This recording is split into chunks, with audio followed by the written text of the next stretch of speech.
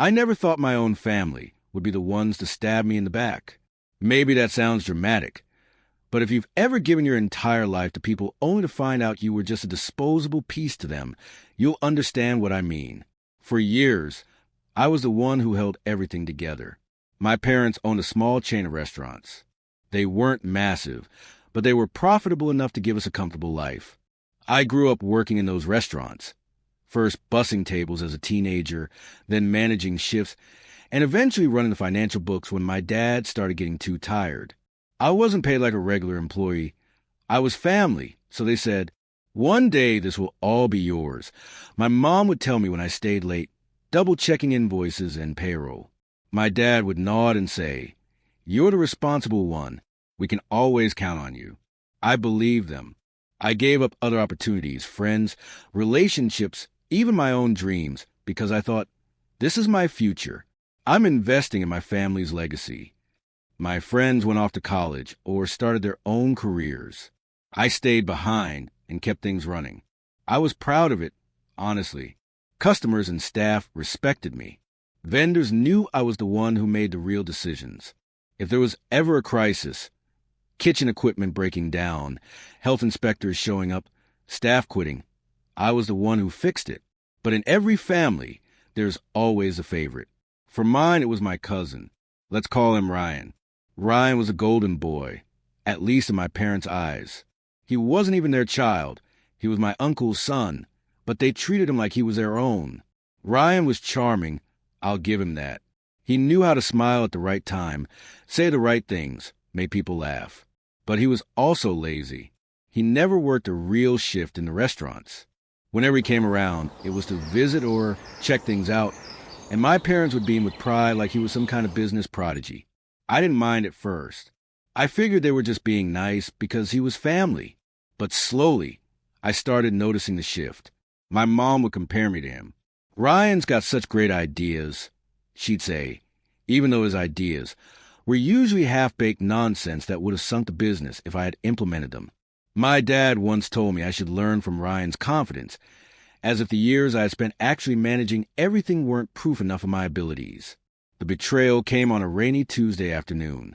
I remember because I was stuck at the restaurant office finishing the monthly reports while thunder rattled the windows.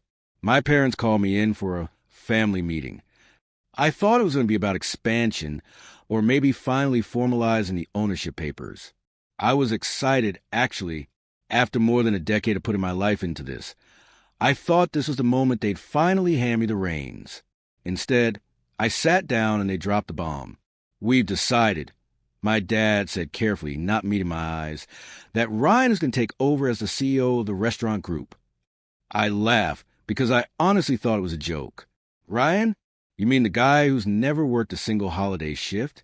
The guy who can't even balance his own checkbook?" My mom frowned. "Don't be rude. Ryan has vision. He has charisma. He's a leader. We think he can take the business to the next level." I stared at them, waiting for the punchline, but there wasn't one. My dad just nodded along, avoiding eye contact. "We still want you to stay on, of course, as Ryan's support. You've always been dependable, but you're not CEO material." That was the exact phrase. Not CEO material. Do you know what it feels like to have your entire life's work dismissed in one sentence? To realize you've been lied to for years? My blood went cold. My chest felt tight, like I couldn't breathe. I wanted to scream, to smash something, to demand how they could betray me like this. But all I could do was sit there in stunned silence as Ryan waltzed into the room, grinning like the cat that caught the canary. "Thanks, Uncle and Aunt," he said, as if he hadn't just stolen my entire future. "I won't let you down." Then he turned to me and smirked. "Don't worry, cousin. I'll make sure you keep a job here. I know you're good with numbers and paperwork. We'll find a spot for you." That smirk burned into my memory. I walked out of that meeting without saying a word. My parents called after me, but I didn't stop. I got into my car, slammed the door, and just sat there while the rain hammered on the roof. My hands were shaking so badly, I couldn't even put the key in the ignition. I just kept hearing their words on repeat. Not CEO material. Support role. Ryan has vision. For days, I couldn't eat. I couldn't sleep. I felt like my entire identity had been ripped away. Who was I if not the person keeping everything together? What was I supposed to do now? Every time I thought about going back to the restaurants, my stomach turned. Seeing Ryan sitting in my chair, giving orders he didn't understand, would have killed me. So I made a decision. I wasn't going back. Not ever. If my family wanted Ryan, they could have him. Let's see how their golden boy handled reality without me babysitting every detail. I cleared out my things, packed a single suitcase, and left town. It wasn't easy. I had no real savings. Most of the money I earned went back into the business or into covering emergencies when cash flow was tight. I rented a tiny apartment in a city 2 hours away, barely big enough to fit a bed and a desk. I lived off instant noodles and cheap coffee. At night, I lay awake staring at the ceiling, replaying everything in my head. The betrayal, the smirk, the words that cut me deeper than any knife. You're not CEO material. But here's the thing about betrayal. It either breaks you or it lights a fire in you. For me, it did both. It broke me down to nothing, stripped me bare, and then it lit a fire so hot I could feel it burning in my veins. I swore to myself that I would never again put my fate in someone else's hands. I would build something of my own from the ground up, and when the time was right, I would make sure my family saw exactly what they had thrown away. I didn't know how yet. I didn't have a plan. But I had rage, I had determination, and I had nothing left to lose. The night I left, I drove past one of the restaurants. Through the window, I saw Ryan sitting at a table with my parents, laughing like he had already won. They didn't see me parked across the street, but I saw them, and in that moment, I whispered to myself, enjoy it while it lasts, because one day, I'll make you regret this. And deep down, I knew when I left my family's town behind, I didn't have much except bitterness, a suitcase, and the kind of anger that either destroys you or pushes you to do something insane. The first few weeks were brutal. I rented a small apartment that smelled like mold and old cigarettes. The walls were thin enough that I could hear my neighbor's TV at all hours, and the heater rattled like it was ready to explode. But it was mine. It wasn't my parents' house. It wasn't their restaurants, and it wasn't Ryan's fake kingdom. It was my own tiny corner of the world, and I clung to it like a lifeboat. The first challenge was money. I had maybe a few $100s left after paying my deposit and buying groceries. Every job posting I looked at felt insulting. Fast food worker, cashier, entry-level office assistant. Nothing that reflected the years I'd spent keeping a business alive. I applied anyway. Nobody cared that I had practically run a restaurant group. Without the official title, my experience looked unimpressive on paper. I ended up working nights at a grimy diner. Minimum wage, long hours, the kind of place where drunks came in at 2 a.m. demanding greasy fries. At first, I hated every second of it. The uniform smelled like oil no matter how many times I washed it. The manager was a cranky old man who didn't believe in breaks. But slowly, I started paying attention. The diner wasn't so different from my parents' restaurants, just smaller and more chaotic. They had the same problems. Inventory shortages, unreliable staff, unhappy customers. And that's when I realized something. Even here, in this rundown place, I was good at fixing things. I started taking notes, suggesting improvements, quietly rearranging schedules so they made more sense. The manager resisted at first, but after he saw revenue tick upward, he let me do my thing.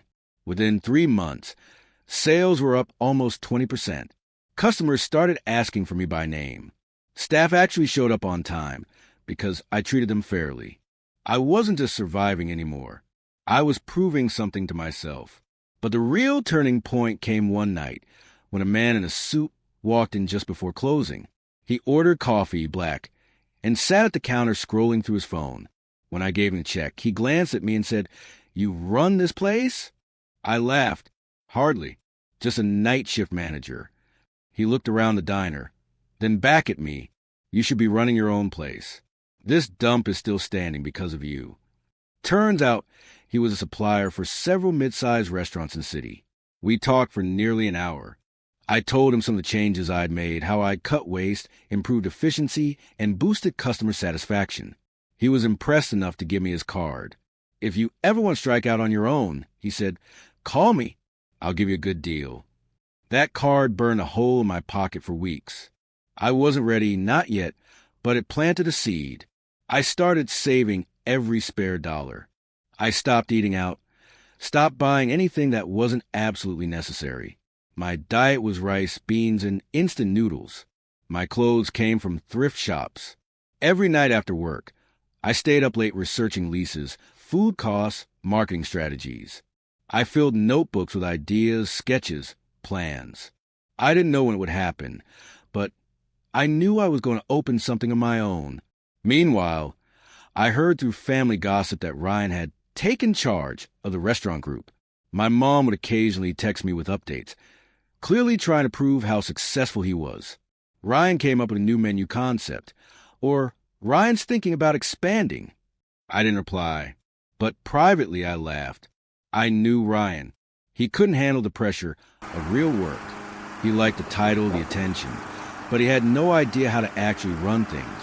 The first crack showed up about a year after I left. An old coworker messaged me on social media. "Hey, I don't know if you've heard, but the restaurant had a disaster last week. Health inspector nearly shut them down."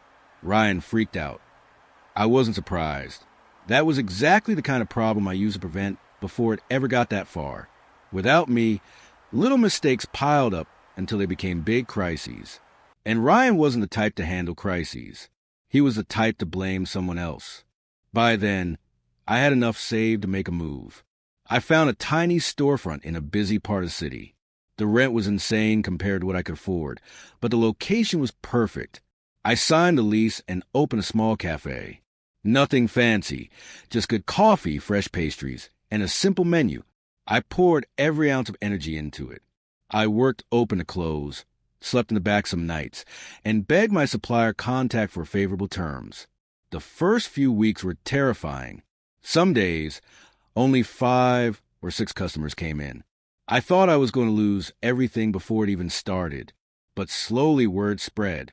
People liked that the place felt welcoming, that I remembered their names, that the food was consistent. Reviews popped up online calling it a hidden gem. Foot traffic doubled, then tripled. Within 6 months, I was breaking even. Within a year, I was turning a profit. And then came the moment I had been waiting for. A vendor I used to deal with back when I worked for my family's restaurants walked into my cafe. He blinked when he saw me. "Wait, you're here now?" "Yeah," I said casually, pouring him a cup of coffee. He shook his head, almost laughing. "That explains it. Your family's restaurants have been a mess without you. Late orders, unpaid bills, Ryan making promises he can't keep." I was wondering what happened. I didn't say much, but inside I felt a rush of dark satisfaction. It had begun. Over the next year, more and more old contacts started showing up. Some came as customers, some as potential partners. They all had the same story. Ryan was failing and the restaurants were bleeding money. Meanwhile, my little cafe had grown into something bigger. I opened a second location, then a third. I hired staff who actually cared, treated them like people, and built a loyal team. I wasn't just surviving anymore. I was building an empire. And I knew, deep down, that every bit of my success was a knife twisting deeper into my family's pride. The final push came when a corporate client approached me. They wanted me to cater daily meals for their offices. Hundreds of employees, steady revenue, high visibility. It was the kind of deal that could launch me into big leagues. But there was one catch. They were already in talks with my family's restaurants. When the client told me that, I felt my pulse quicken. This was it. This was the crossroads. If I played it right, I could not only secure the contract, but also deal a death blow to the very people who had betrayed me. I spent nights obsessing over the proposal. I sharpened every detail, crafted every number, made sure my offer wasn't just competitive, but irresistible.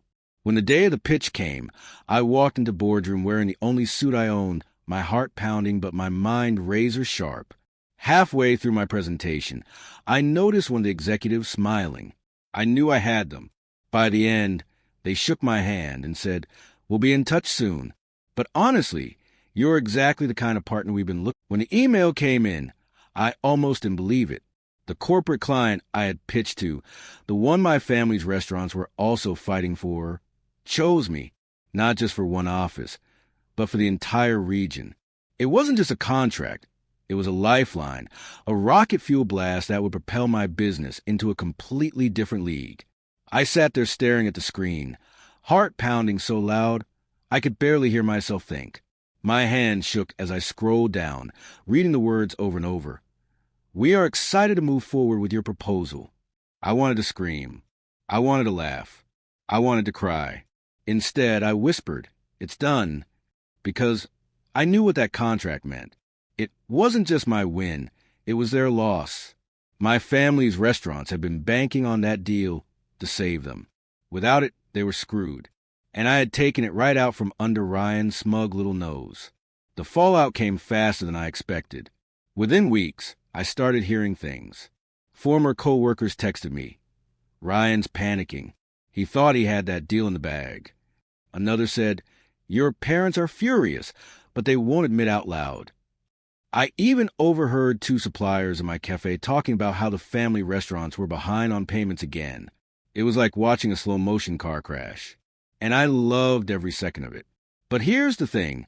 Revenge is never clean. It's messy. It drags out. It twists and turns. Over the next year, I watched as my family's empire crumbled piece by piece. First came the financial strain. Without the corporate contract, their cash flow dried up. Ryan tried to compensate by raising prices and cutting staff, but all that did was drive away customers and create chaos in the kitchens. Service slowed, food quality dropped, and bad reviews piled up online. Then came the internal breakdown. Longtime employees, the ones who had stayed out of loyalty to me before I left, finally had enough. Some of them quit. Some of them came to me. I hired them without hesitation. They were good people. They knew how I worked. And they deserved better than Ryan's incompetent leadership. Every time one of them walked through my doors, I felt a spark of vindication. My family had thrown me away, but I was the one winning their loyalty in the end. The worst blow came when a health inspection went sideways.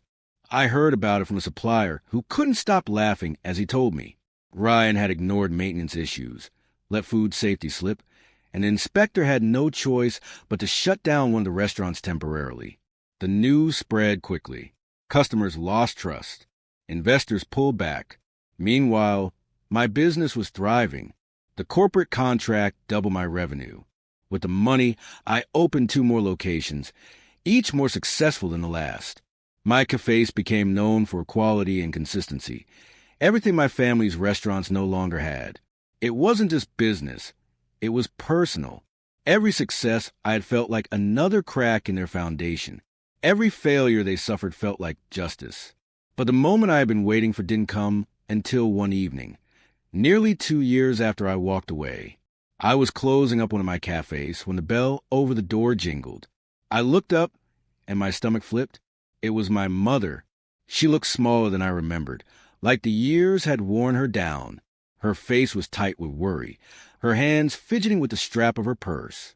For a second, I almost didn't recognize her. "Can we talk?" she asked softly. I didn't know what to say. Part of me wanted to throw her out immediately. But another part of me, the part that still remembered being her child, told me to hear her out. So I sat her down at a corner table. She wasted no time. "We're in trouble," she said, her voice trembling. "The restaurants, they're failing. Ryan doesn't know what he's doing. Your father and I, we're drowning in debt. We need your help." I stared at her, feeling an icy calm settle over me. This was the moment I had fantasized about. The tables had turned. They needed me now. But instead of gloating immediately, I asked, "Why are you coming to me? You made it clear I wasn't good enough. Remember? Not CEO material. Those were your words." She flinched, eyes dropping to the table. "We were wrong. We see that now. You were the one keeping everything together all along.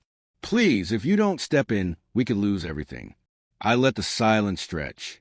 I wanted her to feel it, the weight of her betrayal. Finally, I leaned forward and said quietly, "You already lost everything. You lost me." Her eyes filled with tears. Please, don't punish us for a mistake. But it wasn't just a mistake.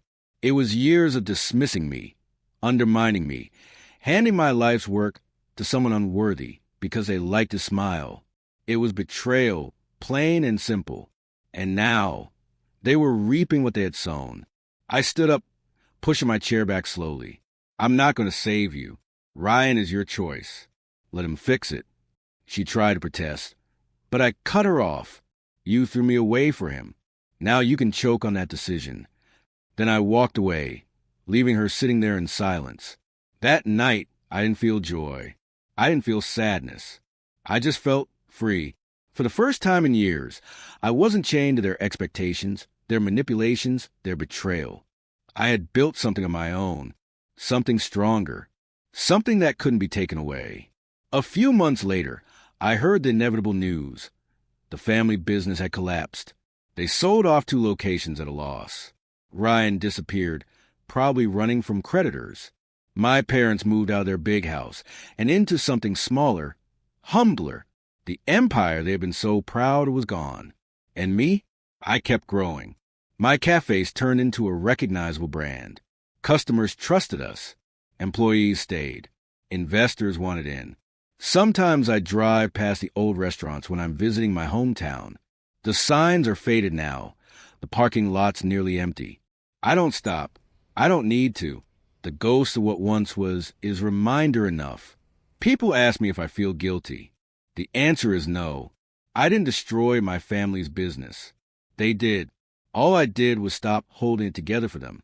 All I did was finally choose myself. And in the end, that was the sweetest revenge of all.